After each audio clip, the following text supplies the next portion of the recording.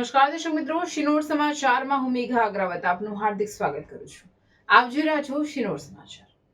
નજર કરીએ આજના વિગતવાર સમાચાર. આજરોજ શિનોર તાલુકામાં રામનવમીનો પાવન પર્વ ધામધૂમ અને ભક્તિભાવ સાથે ઉજવવામાં આવ્યો. આ અવસરે મોટી સંખ્યામાં ભાવિક ભક્તોએ ઉત્સાહપૂર્વક ભાગ લીધો હતો. શિનોર ખાતે રામ મંદિરથી ભવ્ય શોભાયાત્રા નીકળી જે શહેરના મુખ્ય માર્ગો પરથી પસાર થઈ શિનોર બસ સ્ટેન્ડ અને રણછોડજી મંદિર સુધી પહોંચી ફરી પરત ફરી હતી. યાત્રામાં ભક્તિમય માહોલ સર્જાયો હતો. શોભાયાત્રા દરમિયાન ભગવાન શ્રી રામના જયઘોષ સાથે સમગ્ર વિસ્તાર ગુંજી ઉઠ્યો હતો. યાત્રામાં વિવિધ ઝાંખીઓ, ધ્વજ અને ભક્તિ ગીતો દ્વારા ધાર્મિક વાતાવરણ ઊભું કરવામાં આવ્યું હતું. ઉત્સવ દરમિયાન કોઈ અનિચ્છનીય બનાવ ન બને તે માટે શિનોર પોલીસે ચુસ્ત બંદોબસ્ત ગોઠવી સુરક્ષાની ખાસ વ્યવસ્થા કરી હતી.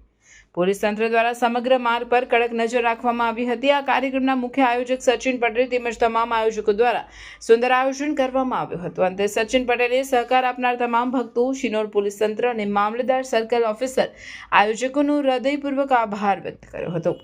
રિપોર્ટર સંજય ખત્રી, શિનોર સમાચાર ન્યૂઝ, શિનોર. આજે રામનવમી એટલે ભગવાન રામનો રામલલ્લા સ્વરૂપે રાજા દશરથ અને માતા કૌશલ્યાના ઘરે ધરતી પર અવતરણ દિવસ. તો આજે હું રામનવમીના શુભ પર્વની સર્વેને હાર્દિક શુભેચ્છા પાઠવું છું. રામનવમીના પર્વ નિમિત્તે સિનોરના જે સૌ નગરજનોએ મોટી સંખ્યામાં આજે શોભાયાત્રામાં ભાગ લીધો તો સર્વે નગરજનોને હું હાર્દિક શુભેચ્છા પાઠવીને અભિનંદન પાઠવું છું.